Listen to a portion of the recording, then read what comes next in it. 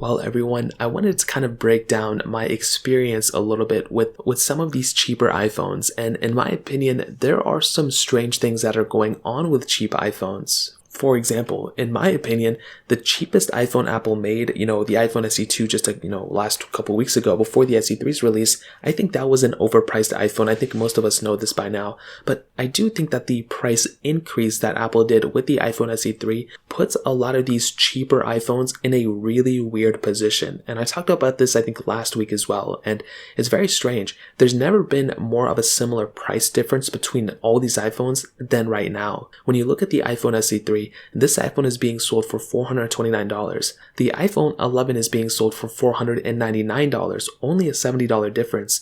There was before a $100 difference between each iteration of the iPhones. So now this makes me think that quite potentially these cheaper iPhones that are going to be coming out, such as the last generation, the generation before that Apple typically sells, the iPhone 12 and 12 mini are still for sale by Apple, and the iPhone 11 are still for sale by Apple. It's going to be very strange if they keep that $599 and $499 and $699 prices if the iPhone SE3 is at $429. So what I think what's going to end up happening very soon is once the September event happens and Apple releases these new iPhones, what's probably going to happen is Apple is probably going to go ahead and remove that $499, $599, and $699 price tags of these iPhones, and they're going to go ahead and probably fall into probably a $529, $629, $729 type of price tags. We kind of already have that for the top tier iPhones, but now it's probably going to be happening for these cheaper iPhones as well. And the problem with this, and some people may not care too much, but it's going to end up increasing the cheapest iPhone entry point you can get into. So if you wanted to go into the Apple Store, brand new, or Apple's website,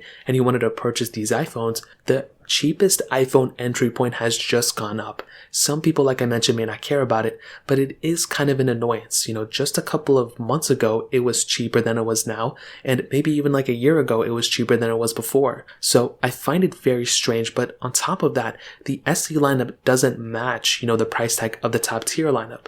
So if the iPhone 11 ends up being removed and replaced with the 12 mini, and that's, $499 or whatever, and all iPhones at that point go down $100, well, the problem is that the SE is probably going to be maintained at that $429 price tag, because Apple just doesn't change that price. They typically just keep that price and then they replace that iPhone. At least that's what they've done for the last generation iPhone SE. So we're stuck at this $429 price tag forever, probably, until they make that next iteration of the SE. So is this going to affect the other cheap iPhones that Apple makes? I don't know. I would probably say so, but I hope that's not the case. But I guess we'll see what happens in the future. If you guys have any questions or anything like that, let me know in the comment section below. Hit the like button, that would mean so much, but definitely hit that subscribe button. More importantly than everything else, I love every single one of you guys. Hopefully I'll catch you guys in the next video. Peace out till then.